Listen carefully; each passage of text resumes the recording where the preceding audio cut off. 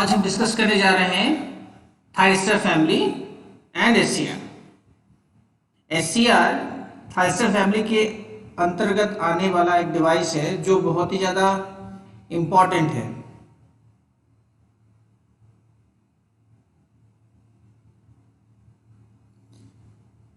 पहले थायरिस्टर को डिस्कस करें, एससीआर को डिस्कस करें। उसके पहले एससीआर मार्केट में मिलता किस तरह से है, किस तरह से दिखता है, क्या कैसे आप जानेंगे, पहचानेंगे, उसको देखेंगे, देख कर कैसे बता देंगे कि ये एचसीआर है और ये बिलोंग करता है थायरिस्टर फैमिली से, कैसे पहचानेंगे?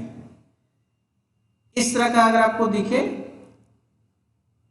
या इस तरह को बोलते हैं स्टड्स टाइप एचसीआर और थायरिस्टर। इसको बोलते हैं प्रेस टाइप और डिस्क टाइप। इसको बोलते हैं एसएमडी फॉर्मेट या एसएमडी पैकेजिंग, और बीजेटी और ट्रांजिस्टर जिस पैकेजिंग में आते हैं उस तरह का एचसीआर है ये। इसको बोलते हैं डायमंड शेप एचसीआर और डायमंड टाइप एचसीआर। ये हमारा ऑल्टरनेटिव पैकेजिंग में आता है, जिस तरह से प्लास्टिक पैकेजिंग में जैसा मॉसफेट और ट्रांजिस्टर्स आते हैं। इसमें 3 लेग्स होते हैं। पहला लेग जो लेफ्ट साइड में सबसे किनारे लेफ्ट मोस्ट लेग जो होता है उसको बोलते हैं कैथोड, मिडिल वाले को एनोड बोलते हैं, लास्ट वाले को गेट बोलते हैं। ये तो सिंगल एचसीआर हो गए। एचसीआर मॉड्यूल भी आता है इस तरह का प्लास्टिक पैकेजिंग टाइप का। इसमें क्या है, 2 एचसीआर होते हैं।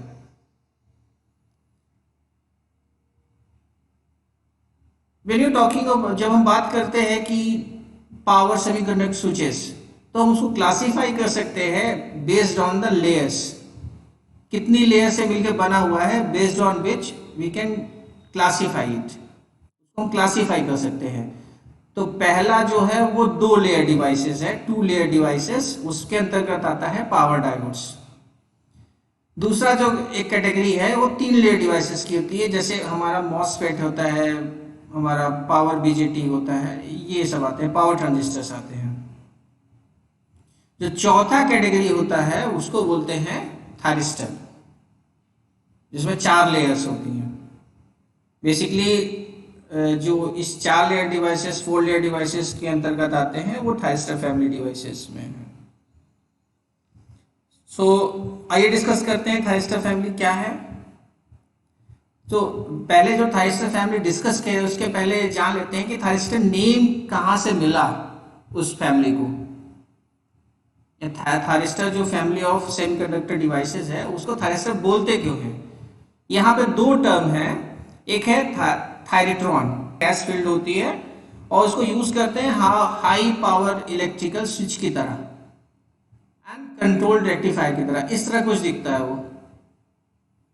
और दूसरा जो एक नेम है ट्रांजिस्टर। आप सभी लोग जानते हैं ट्रांजिस्टर क्या होता है, एक सेमीकंडक्टर डिवाइस होता है जिसको यूज करते हैं एम्पलीफाई करने के लिए और स्विचिंग पर्पस के लिए। किसको स्विच कर सकते हैं, इलेक्ट्रॉनिक सिग्नल्स को या इलेक्ट्रिकल पावर को। अब हमने फैमिली के अंतर्गत आने वाले डिवाइसेस के पास होती है, वो हाई पावर इलेक्ट्रिकल स्विच की तरह भी काम कर सकता है और सेमीकंडक्टर भी होता है। तो जब हम दोनों की प्रॉपर्टी मिला रहे हैं तो इसलिए उसमें से दोनों के नाम हमने ले लिए। तो पहला लिया थायरॉन, इधर से लिया रेजिस्टर्स। तो यहाँ पे THYR इधर से ले लिया, ISTOR यहाँ से लिया, तो मिल के बना, दोनों की प्रॉपर्टी मिला के बना थायरिस्टर। थायरिस्टर को जो फर्स्ट जो प्रपोज किया था वो विलियम शॉकले ने किया था 1950 में। उसके बाद 1956 में बेल लैब्स और जनरल इलेक्ट्रिकल कंपनी है, दोनों साथ में उसको सपोर्ट किया, उसको कमर्शलाइज किया, उसको बनाया, और तब से लेकर आज तक ये धीरे धीरे इसमें एडवांसमेंट होता जा रहा है और ये बहुत पॉपुलर हो गया है। आइए डिस्कस करते हैं थायरिस्टर फैमिली। थायरिस्टर फैमिली में जो पहला आप जान सकते हैं, ये सॉलिड स्टेट डिवाइसेस की फैमिली है। ये जो थायरिस्टर फैमिली है यहाँ पे सॉलिड स्टेट डिवाइसेस आती हैं और ये बहुत ही ज्यादा यूज की जाते हैं पावर इलेक्ट्रॉनिक सर्किटरी में। ये इनके अंदर प्रॉपर्टी होती है कि ये बहुत ही ज़्यादा लार्ज करंट और लार्ज वोल्टेज को हैंडल कर सकते हैं, जैसे कि हमारे पावर एप्लीकेशंस में होता है, यहाँ पे बहुत ज़्यादा वोल्टेज होता है, बहुत ज़्यादा करंट होता है, तो उस तरह के एप्लीकेशंस में ये थायरिस्टर बहुत उपयोगी होते हैं। और हमारे मैकेनिकल स्विच और इलेक्ट्रोमैग्नेटिकल रिले के से कंपेयर करें तो ये डिवाइसेस जो होती हैं वो बहुत फास्ट होती हैं, quickly turn off, quickly turn on. और मैकेनिकल रिलेज और इलेक्ट्रोमैग्नेटिक रिले जो होते हैं ना उनमें टाइम लगता है थोड़ा सा, क्योंकि मैकेनिकल मूविंग पार्ट होता है तो उसकी कुछ इनर्शिया भी होगी, टाइम कांस्टेंट होगा। यहाँ पे ऐसा नहीं है क्योंकि सॉलिड स्टेट डिवाइस है।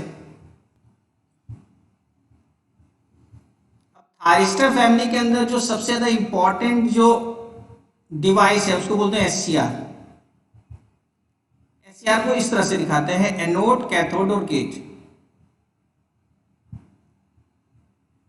इसके अंतर्गत आने वाला दूसरा जो डिवाइस है उसको बोलते हैं गेट टर्न ऑफ थायरिस्टर। ये इसका एडवांस वर्जन होता है एससीआर का और इसको रिप्रेजेंट करते हैं इस तरह से, एनोड, कैथोड और गेट। यहाँ पे गेट में दो एरोज होते हैं जो दर्शाता है या प्रदर्शित करता है कि इसको हम टर्न ऑन भी कर सकते हैं, टर्न ऑफ भी कर सकते हैं। लेकिन प्रीवियस जब एससीआर के केस में उसको हम टर्न ऑन कर सकते हैं, टर्न ऑफ नहीं कर सकते थ्रू गेट। अब जो दूसरी डिवाइस है उसको बोलते हैं ट्राइक। ये भी बहुत इंपॉर्टेंट डिवाइस है अंडर दिस थायरिस्टर फैमिली। उसको रिप्रेजेंट करते हैं इस तरह से, टू थायरिस्टर्स एंटी पैरेलल में कनेक्ट किए गए हैं, इस तरह से इसको दिखाते हैं।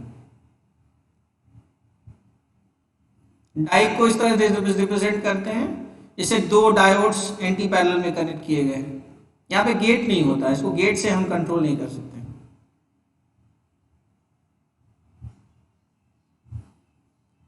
नेक्स्ट जो है वो है सिलिकॉन कंट्रोल्ड स्विच। उसको रिप्रेजेंट करते हैं इस तरह से, यहाँ पे दो गेट होते हैं, एक एनोड साइड होता है, एक कैथोड साइड में होता है, और अदर दो टर्मिनल एनोड और कैथोड होते हैं। ये तो इसका सर्किट सिंबल रिप्रेजेंटेशन है सारे स्विचेस का। नेक्स्ट होता है मॉस कंट्रोल्ड स्विच, एमसीटी। उसको रिप्रेजेंट करते हैं इस तरह से। यहाँ पे देखिए मॉस टेक्नोलॉजी यूज की गई ना, इस वजह से गेट आइसोलेटेड दिखाया गया है। एनोड, कैथोड और गेट है, गेट को आइसोलेटेड दिखाया गया है। आइए डिस्कस करते हैं एससीआर। ये एससीआर सबसे ओल्डेस्ट डिवाइस है इस फैमिली का और बहुत इंपॉर्टेंट है।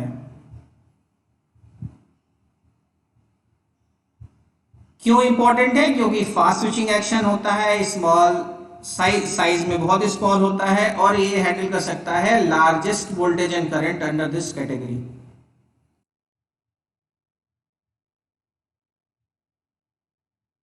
एंड वेरी बहुत कॉमनली बहुत ज्यादा यूज करते हैं अपने पावर इलेक्ट्रॉनिक्स एप्लीकेशंस में।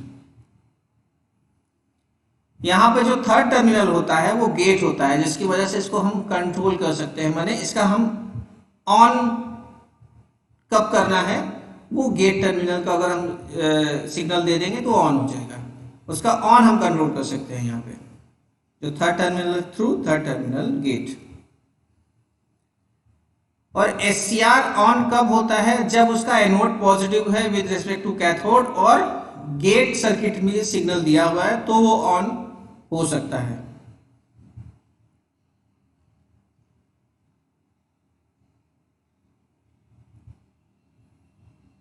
एससीआर को हम कंट्रोल्ड रेक्टिफायर बोलते हैं। SCR is a controlled rectifier because it is, ये क्या है, सिमिलर बिहेवियर शो करता है जैसे हमारा डायोड करता था।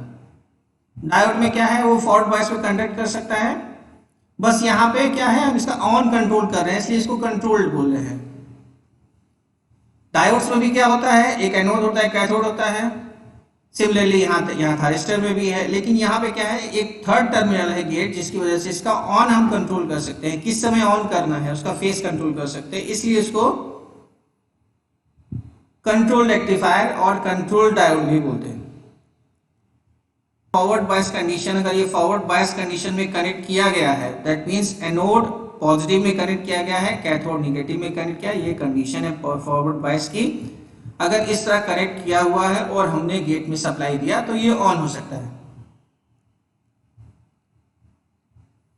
और रिवर्स बायस में कंडक्ट नहीं करता, कंडक्ट नहीं करने की वजह से ये रिजेबल शो करता है, ये सिमिलर है हमारे पीएन जंक्शन डायोड की तरह, वो भी रिवर्स बायस में कंडक्ट नहीं करता।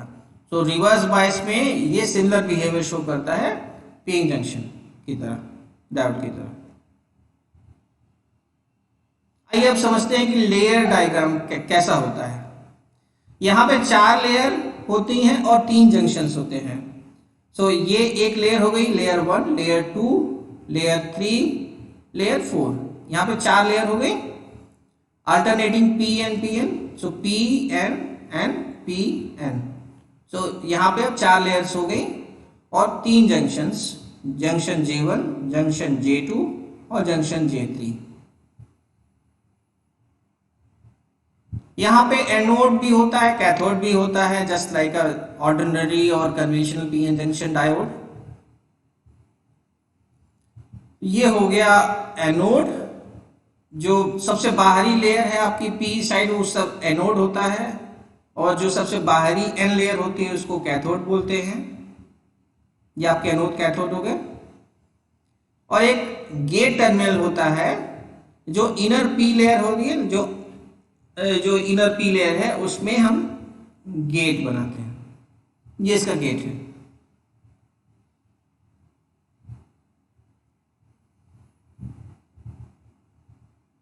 अगर थायरिस्टर को हम इस तरह से काटें, उसको इंटरसेक्ट करें, जिस तरह से ये रेड लाइन से इंटरसेक्ट कर रही है, तो हमें क्या मिलेगा?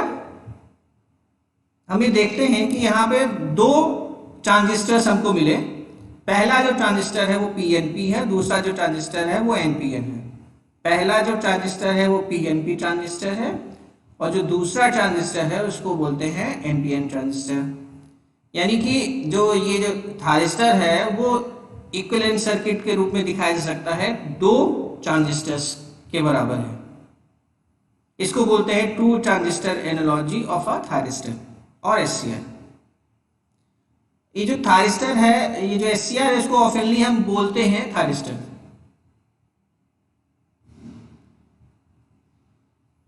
अगर सर्किट के रूप में दिखाना है तो इस तरह से डिजाइन करेंगे। यहाँ पे जो Q1 है वो पीएनपी ट्रांजिस्टर है, और जो Q2 है वो एनपीएन ट्रांजिस्टर है।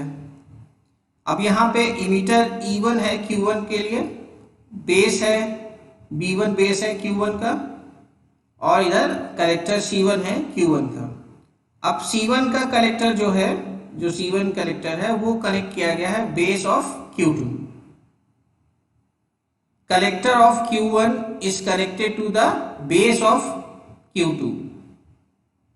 और सिमिलर चीज भी किया गया है, जो Q1 का बेस है वो कलेक्टर में कनेक्ट है Q2 के। तो दैट मीन्स यहाँ पे एक लैचिंग सर्किट बनाई गई है, एक का बेस एक का कलेक्टर, दूसरे का बेस दूसरे का कलेक्टर, इस तरह से कनेक्ट किया गया है।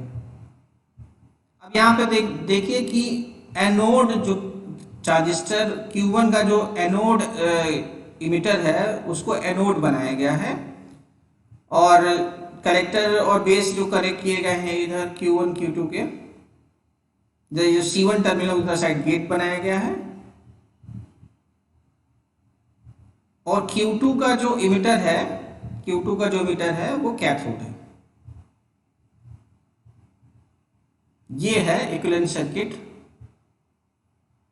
Of a thyristor. अब कंस्ट्रक्शनल फीचर देखते हैं। यहां पे फीचर्स क्या क्या हैं। ये एक थायरिस्टर है जो दिखाया गया यहाँ पे, alternating PN junctions given here.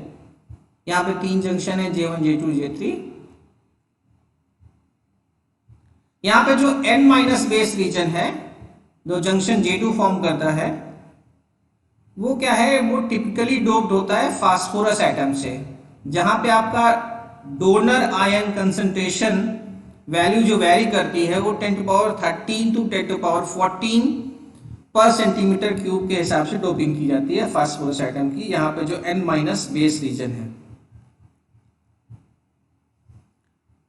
और जो इसकी थिकनेस होती है वो जनरली क्या होती है, वो रेंज, उसकी रेंज होती है 1 micrometer to 100 micrometer depending upon the voltage rating of that particular device. इसकी जो थिकनेस, इसकी जो मोटाई होती है वो रेंज करती है 1 माइक्रोमीटर टू 100 माइक्रोमीटर्स। ये डिपेंड करती है कि आप कितने ज़्यादा रेटिंग का थायस्टर बना रहे हैं या परचेज कर रहे हैं, ये उस हिसाब से डिसाइड की जाती है। ये मैन्युफैक्चरिंग साइड में डिसाइड होता है कि कितने वोल्टेज रेटिंग रखनी है, उसके अकॉर्डिंगली वो साइज रखते हैं। और ये जो रीजन होता है N माइनस रीजन का, बेस रीजन, वो जो होता है वो सबसे ज़्यादा थिकर होता है इस पूरे स्ट्रक्चर में, थायस्टर स्ट्रक्चर में। जो ये N बेस रीजन होता है वो क्या है, वो सबसे ज़्यादा मोटा होता है।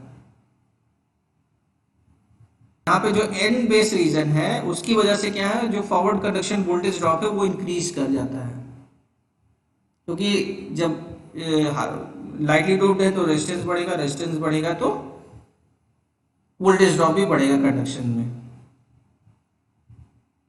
नेक्स्ट आइए देखते हैं, आगे बढ़े। अब कैथोड जो रीजन है यहाँ पे N प्लस रीजन जो ब्लू कलर से दिखाया गया है, उसकी जो थिकनेस होती है वो 2 माइक्रोमीटर से 5 माइक्रोमीटर्स होती है। और यहाँ पे जो डोनर आयन का कंसंट्रेशन होता है Nd, वो रेंज करता है 10 to power 16 to 10 to power 18 पर सेंटीमीटर क्यूब। ये जो हायर वोल्टेज रेटिंग के SCRs होते हैं, यहाँ पे ये जो P बेस रीजन है, इसको ये जो P बेस रीजन है इसको बनाने के लिए, चाहे वो आप एनोड देखिए, चाहे आप ये P बेस रीजन देखिए, ये जो पिंक कलर से दिखाया गया है यहाँ पे, ये रीजन बनाने के लिए जनरली हम इसमें डिफ्यूजिंग करते हैं Al एल्युमिनियम का और Ga का।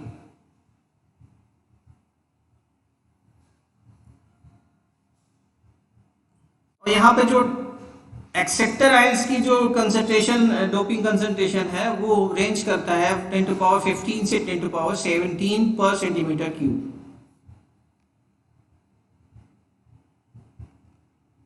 यहाँ पे जो इसकी थिकनेस है P रीजन की, वो रेंज करती है 10 माइक्रोमीटर्स टू 50 माइक्रोमीटर्स के बीच में रेंज करता है ये दोनों का थिकनेस। अगर हम डोपिंग कंसंट्रेशंस को अगर हम कंपेयर करें इस स्ट्रक्चर में, जो हाईएस्ट डोपिंग कंसंट्रेशन है वो N प्लस का होता है कैथोड रीजन का। नेक्स्ट हाईएस्ट जो होता है वो P का होता है, चाहे आप वो इमिटर साइड में जाइए, एनोड लेयर जो बना रहा है, चाहे P बेस रीजन में नेक्स्ट जो वो होता है, इससे हमारा गेट बनता है और एनोड बनता है। सबसे लोवेस्ट जो डोपिंग कंसंट्रेशन है वो N बेस रीजन की है, लेकिन कंसंट्रेशन तो कम होता है, लेकिन इसमें जो थिकनेस है वो सबसे ज्यादा मोटाई इसी की होती है, N बेस रीजन। अब टिपिकल मटेरियल्स जो यूज की जाते हैं, जो डोपिंग के लिए SCR में बनाने के लिए जो यूज किए जाते हैं, वो है सबसे पहले तो सिलिकॉन यूज होता है, गैल्वेनियम नाइट्राइड यूज होता है बनाने में, silicon carbide is also used here, aluminium use करते हैं, कार्बन यूज करते हैं, फास्फोरस यूज करते हैं as a dopant, platinum use करते हैं, और कहीं कहीं पे गोल्ड भी यूज करते हैं। आइए अब समझते हैं कि VI कैरेक्टरिस्टिक्स और ऑपरेटिंग मोड्स क्या क्या हो सकते हैं, मोड ऑफ ऑपरेशन क्या क्या हो सकते हैं इस SCR में। SCR को जनरली हम स्विचिंग पर्पस के लिए यूज करते हैं हमेशा। अगर हम इसको प्लॉट करें VI कैरेक्टरिस्टिक्स अगर यहाँ पे देखी जाए, ये यहाँ पे जो ग्राफ प्लॉट किया गया है, वोल्टेज और करंट के बीच में ग्राफ प्लॉट किया गया है यहाँ पे।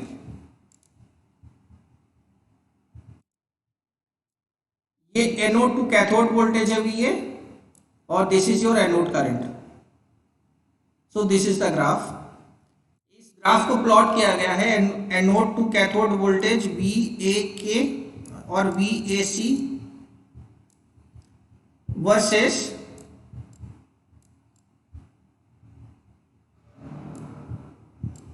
IA।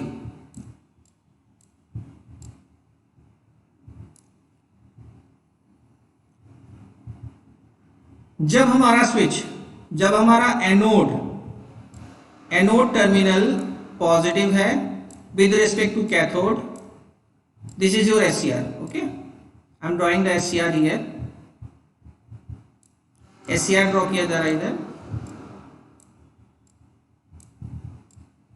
ये आपका P है, ये N है, ये P है, ये N है, ये एनोड है और ये कैथोड है इस साइड। ये पॉजिटिव है और ये निगेटिव है। ये पॉजिटिव है, ये निगेटिव है और गेट में कोई भी सिग्नल नहीं दिया हमने। गेट ओपन है, गेट ओपन है, गेट में कोई भी सिग्नल नहीं दिया। तो इस केस में आपका SCR है वो है फॉरवर्ड ब्लॉकिंग मोड में। एनोड पॉजिटिव होगा, कैथोड निगेटिव होगा और गेट में कोई भी सिग्नल नहीं होगा, तो उस समय थाइस्टर कंडक्ट नहीं करेगा और ऐसी कंडीशन को बोलते हैं फॉरवर्ड ब्लॉकिंग कंडीशन। इस कंडीशन में ये वोल्टेज को ब्लॉक करेगा, ये वोल्टेज को ब्लॉक करेगा, यहां पे कहीं ऑपरेट करेगा और current anode to cathode current flow नहीं करेगा। कोई भी करंट यहां पे इस सर्किट में फ्लो नहीं करेगा। इस तरह के बिहेवियर को बोलते हैं ओपन स्विच। Open switch. लेकिन जब ये कंडक्ट नहीं करता उस समय कुछ, जब ये फॉरवर्ड ब्लॉकिंग मोड में होता है, यहाँ पे कुछ लीकेज करंट रहती है, बहुत मिली एम्पियर या माइक्रो एम्पियर्स में रहती है, depending about the thyristor what you are going to use. वो नेग्लेक्ट कर सकते हैं बहुत ही, उसको बोलते हैं फॉरवर्ड लीकेज करंट। उसको बोलते हैं फॉरवर्ड लीकेज करंट। बहुत कम होती है, उसको नेग्लेक्ट किया जा सकता है। किस समय? जब वो फॉरवर्ड ब्लॉकिंग मोड में होता है। फॉरवर्ड ब्लॉकिंग मोड की कंडीशन क्या है? Anode should be positive with respect to cathode and no gate signal is applied in the gate circuitry. Forward blocking mode की कंडीशन क्या है? आपका एनोड पॉजिटिव होना चाहिए कैथोड के रिस्पेक्ट में और गेट में कोई भी सिग्नल नहीं अप्लाई किया होना चाहिए। ये कंडीशन आपका फॉरवर्ड ब्लॉकिंग मोड की। फॉरवर्ड ब्लॉकिंग मोड में वोल्टेज ब्लॉक करता है थाइरिस्टर और कुछ एक फॉरवर्ड लीकेज करंट होती है जो फ्लो करती है थाइरिस्टर से या SCR से, उसको हम नेग्लेक्ट कर सकते हैं। अब मान लिया हमने गेट में सिग्नल अप्लाई कर दिया या गेट में सिग्नल अप्लाई नहीं किया, ये जो फॉरवर्ड वोल्टेज हमने अप्लाई किया यहाँ पे थाइरिस्टर में, ये जो वोल्टेज अप्लाई किया है उसको इतना बढ़ा दिया जाए, ये जो एनोड वोल्टेज जो VAK है उसको बढ़ा दिया जाए कहां तक? V ब्रेक ओवर तक, VBO, इसको फॉरवर्ड ब्रेक ओवर वोल्टेज भी बोलते हैं। अगर उतना तक हम दे सकते हैं, अप्लाई कर सकते हैं, या हम गेट सर्किट क्लोज कर दिए या गेट में कुछ सिग्नल अप्लाई कर दिए, तो ये यहां से इस पॉइंट से सडनली यहां पे स्विच कर जाएगा, इस पॉइंट पे, इस पॉइंट पे स्विच कर जाएगा और इस पॉइंट से कंडक्ट करना स्टार्ट कर देगा हमारा थाइरिस्टर। दैट मीन्स ये जो बीच का डॉटेड लाइन है ये अनस्टेबल स्टेट शो करता है, ये अनस्टेबल स्टेट शो करता है। दैट मीन्स थाइरिस्टर यहां पे कभी ऑपरेट नहीं करेगा, या इस रीजन में थाइरिस्टर कभी ऑपरेट नहीं करेगा। या तो वो फॉरवर्ड ब्लॉकिंग मोड पे काम करेगा या तो फॉरवर्ड कंडक्शन मोड में काम करेगा। अगर हमारा V break over voltage achieve हो गया, जो हम वोल्टेज अप्लाई कर रहे हैं नोड वोल्टेज, अगर वो भी अचीव हो गया तो सडनली फॉरवर्ड ब्लॉकिंग मोड से फॉरवर्ड कंडक्शन मोड में स्विच कर जाएगा। ऐसी स्टेट को बोलते हैं फॉरवर्ड कंडक्शन स्टेट। यहां पे देखिए फॉरवर्ड कंडक्शन स्टेट में वोल्टेज हमारा बहुत कम है, वोल्टेज ये है, ये वोल्टेज है, और करंट क्या है, करंट बहुत हाई है, ये है करंट, यहाँ पे कहीं होगी, और वोल्टेज यहाँ पे है कहीं। दैट मीन्स करंट बहुत ज़्यादा है, वोल्टेज बहुत कम है, यानी कि ये शो कर रहा है क्लोज स्विच की तरह। ये कैसा है, क्लोज स्विच की तरह। और ये जो वोल्टेज है यहाँ से यहाँ तक का, इस यहाँ से यहाँ तक का, इसको बोलते हैं ऑन स्टेट वोल्टेज ड्रॉप, इसको बोलते हैं ऑन स्टेट वोल्टेज ड्रॉप। ये होता है ऑन स्टेट वोल्टेज ड्रॉप। ये भी डिपेंड करता है, थायरिस्टर टू थायरिस्टर वेरी करता है, वो मैक्सिमम 1 वोल्ट तक हो सकता है, मैक्सिमम 1 वोल्ट तक हो सकता है, 1 वोल्ट।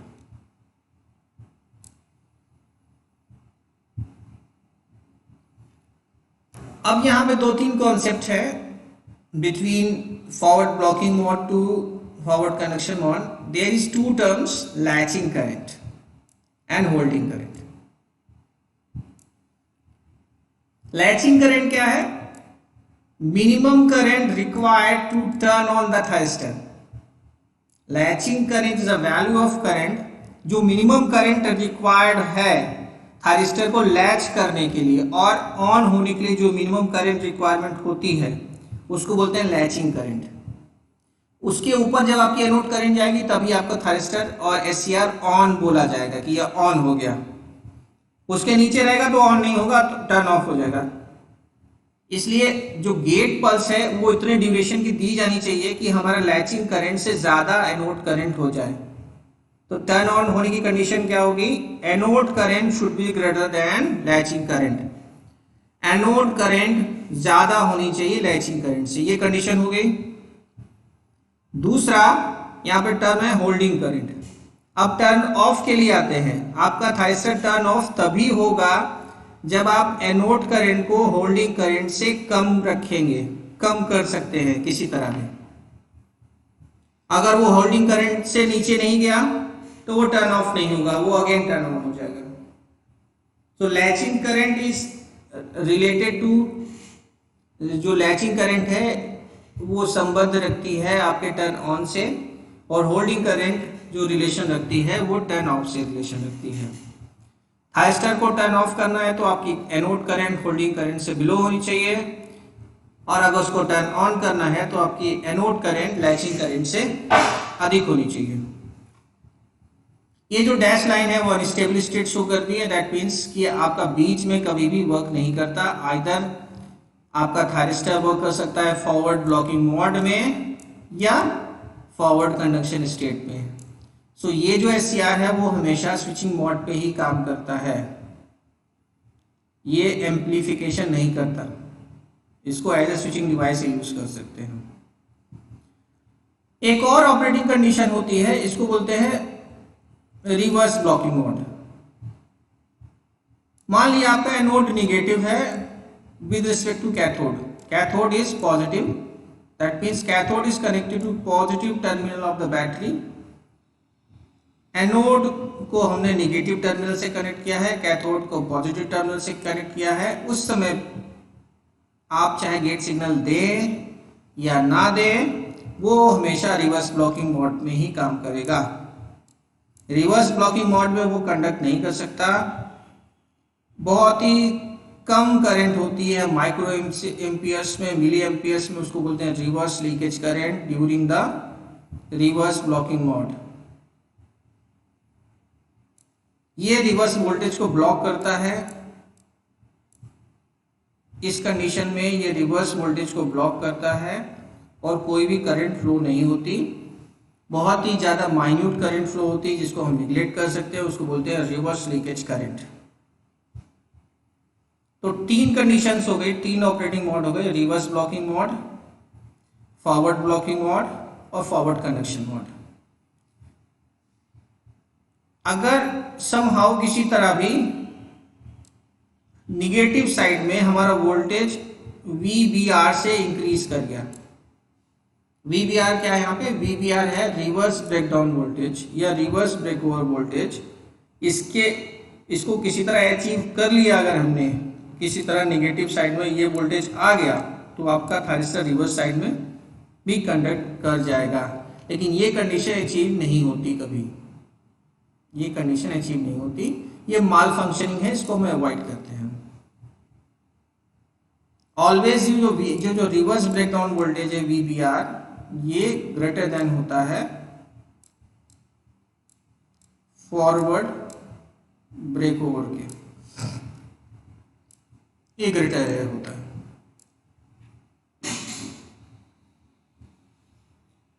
अच्छा, इस कैरेक्टरिस्टिक को ड्रॉ कैसे करते हैं, बनाते कैसे हैं, आइए समझते हैं। कुछ इस तरह की सर्किटरी होती है जिसको हम डिजाइन करते हैं। ये हमारा SCR हो गया, ये SCR हो गया हमारा, ये एनोड साइड है, ये कैथोड साइड है, ये गेट है, ये लिखा हुआ कैथोड। अब एनोड टू कैथोड सर्किट होती है आपकी लोड सर्किट। यहाँ पे लोड कनेक्ट किया गया है ये, और पॉजिटिव टर्मिनल कनेक्ट किया गया है एनोड से, ये बैटरी है आपकी, ये E, और निगेटिव टर्मिनल कनेक्ट किया गया है कैथोड से। ये कनेक्शन है एनोड सर्किट का। और ये एक वेरिएबल रेजिस्टेंस कनेक्ट किया गया है गेट सर्किट में, ये गेट सर्किट के लिए बैटरी है। स्विच S जब हमारा ओपन होगा उस समय हमारा क्या होगा, ये थायरिस्टर ऐसे फंक्शन करेगा फॉरवर्ड ब्लॉकिंग मोड में।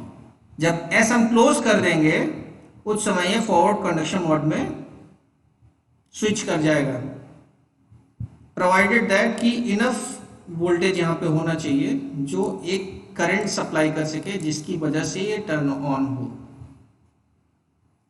अब धीरे धीरे हम क्या है, यहाँ पे वोल्टेज भी हम वैरी कर सकते हैं और लोड को भी वैरी कर सकते हैं। तो हम धीरे धीरे वोल्टेज वैरी करते हैं, फिर उसके बाद धीरे धीरे लोड वैरी करते हैं और प्लॉट करते हैं कैरेक्टरिस्टिक्स V अगेंस्ट I।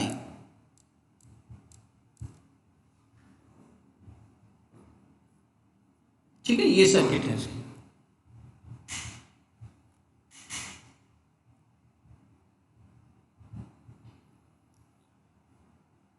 आइए यहां देखते हैं कि क्या फर्क पड़ता है जब हम गेट करंट सप्लाई करते हैं, तब फॉरवर्ड ब्रेक ओवर वोल्टेज में क्या इफेक्ट आता है।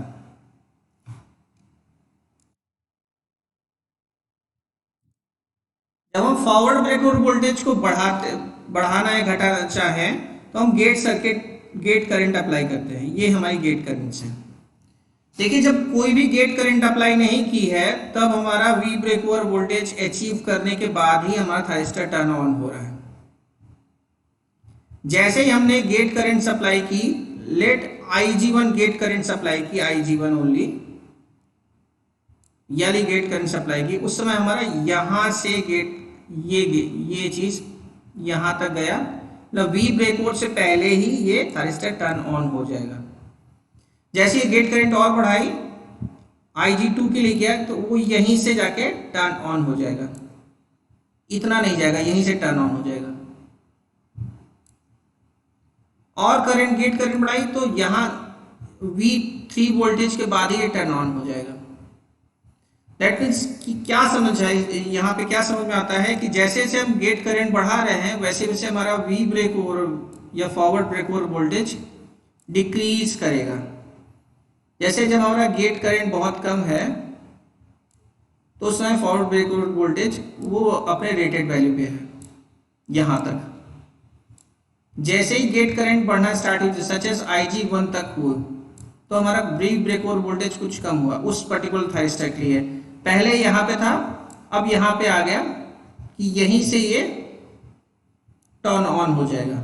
और गेट करंट बढ़ाई यहाँ पे की तो यहाँ पे V ब्रेक ओवर वोल्टेज यहाँ पे पहुंच गया, और गेट करंट बढ़ाई तो V ब्रेक ओवर वोल्टेज यहाँ पहुंच गया।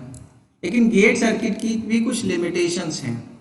लेकिन रेटेड गेट करंट जो जंक्शन अलाउ कर सकता है उतना ही गेट करंट हम दे सकते हैं, उससे ज़्यादा नहीं दे सकते। तो वी ब्रेक ओवर वोल्टेज एक लिमिट में ही ये कम कर सकते हैं, उससे ज़्यादा नहीं। तो जैसे जैसे हम गेट करंट प्रोवाइड कर रहे हैं वैसे वैसे हमारा वी ब्रेक ओवर वोल्टेज कम हो रहा है। तो ये इसका प्लॉट है, ये है forward break over voltage gate current के बीच का प्लॉट। ओके, अब आइए देखते हैं स्विचिंग कैरेक्टरिस्टिक्स।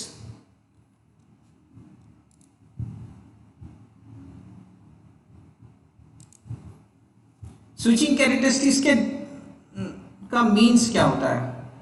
आप जब पैरामीटर वर्सेस टाइम, ये हमारा पैरामीटर हो गया, anode voltage, anode current, gate current, ये एनोड करंट है, ये पावर लॉस है, ये एनोड वोल्टेज और गेट करंट है। जब ये पैरामीटर्स को हम जब प्लॉट करते हैं अगेंस्ट टू टाइम, तो ये हमारी स्विचिंग कैरेक्टरिस्टिक्स होती है।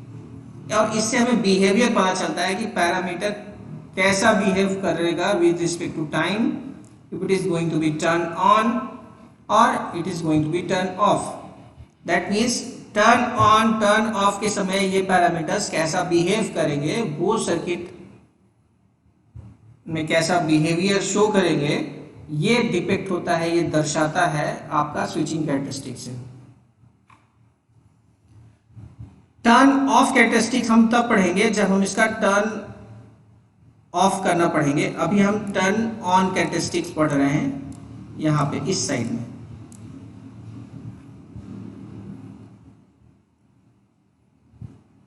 ओके, ये रेटेड वोल्टेज है, थाइस्टर के और एससीआर के क्रॉस ये रेटेड वोल्टेज है। जब हमने कोई भी यहाँ पे कोई भी गेट करंट अप्लाई नहीं किया उस समय हमारा वोल्टेज रहेगा, करंट हमारे यहाँ फॉरवर्ड लीकेज करंट रहेगा, कुछ जीरो नहीं कर सकते, फॉरवर्ड लीकेज करंट रहेगा। हमने अपना गेट सर्किट क्लोज कर दिया यानी ऑन कर दिया, तो धीरे धीरे गेट करंट हमारा बढ़ने लगा। जब 90% of the gate current value रहता है रेटेड करंट से 10% कम, उस समय से हमारा धीरे धीरे ये इस पॉइंट से बिल्डअप करना स्टार्ट करता है एनोड करंट।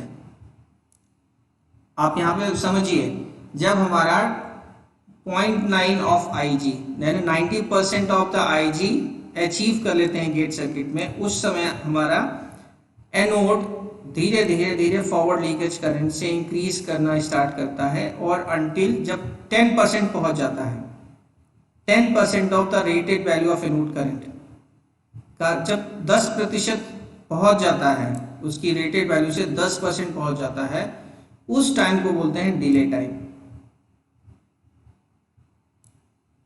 डिले टाइम क्या है? डिले टाइम क्या है? लीकेज, फॉरवर्ड लीकेज करंट से स्टार्ट करते हुए 10% तक पहुंच जाना या रेटेड वैल्यू ऑफ VA से 10% घट जाना, डिक्रीज कर जाना, इसको बोलते हैं डिले टाइम। उसके बाद आता है राइज टाइम। आपका गेट सर्किट की करंट हमारी रेटेड में पहुंच गया, यहां पे रेटेड में पहुंच गई, ये अब 90% से घटना स्टार्ट हुआ अंटिल जब 10% बचा, बस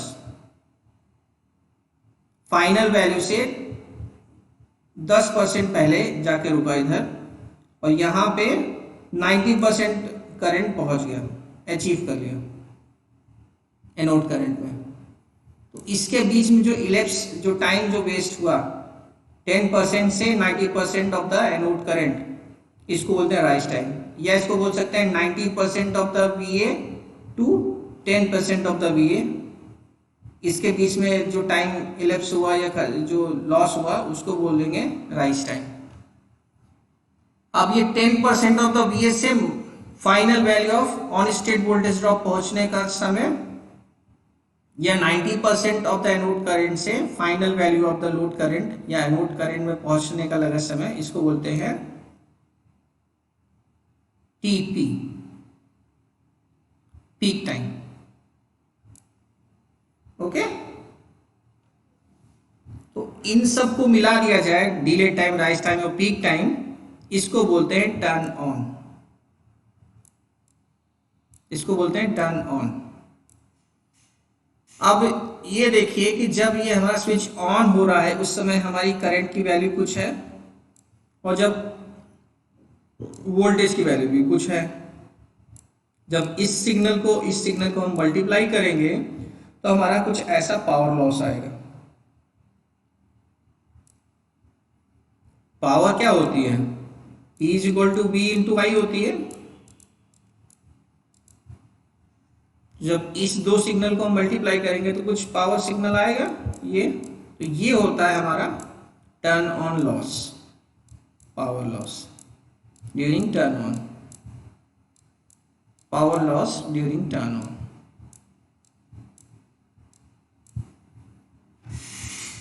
ओके, अब शुरुआत में आते हैं। यहाँ पे वोल्टेज है बट करंट जीरो है, यानी कि ये ओपन स्विच की तरह बिहेव कर रहा है। अब जब टर्न ऑन हो गया, यहाँ पे वोल्टेज बहुत कम है या नहीं के बराबर, यहाँ करंट है, यानी ये क्लोज स्विच की तरह काम कर रहा है, यानी कि ये ऑफ से ऑन हो गया।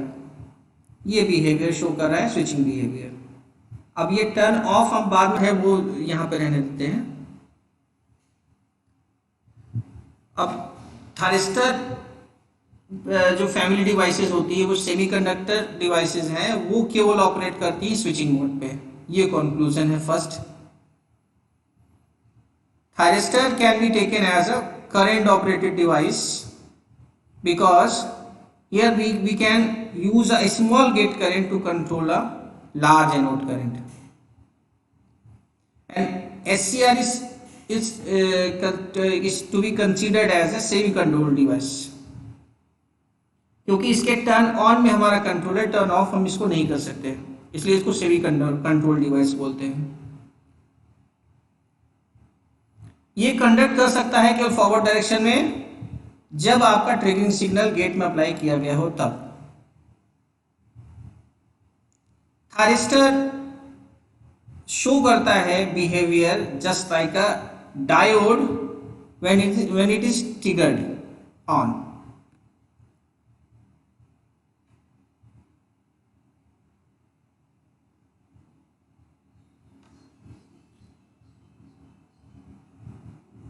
अब थायरिस्टर कब तक टर्न ऑन रहेगा? जब तक एनोड करंट ग्रेटर देन है होल्डिंग करंट के, तब तक ये ऑन रह सकता है। Anode current always greater than the holding current, ये कंडक्शन तब तक मेंटेन कर सकता है जब तक आपका एनोड करंट होल्डिंग करंट से ज्यादा है। और रिवर्स बायस में ये कंडक्ट नहीं करता, जो ये शो करता है डायरेक्ट सिमिलर कन्वेंशनल डायोड की तरह, रिवर्स बायस में नहीं कंडक्ट कर सकता। सो नाउ थैंक यू, आज के लिए इतना ही। आपको कोई भी अगर कुछ सवाल पूछने हैं, कुछ क्वेश्चन पूछने हैं तो आप इस मेल आईडी में मेल कर सकते हैं।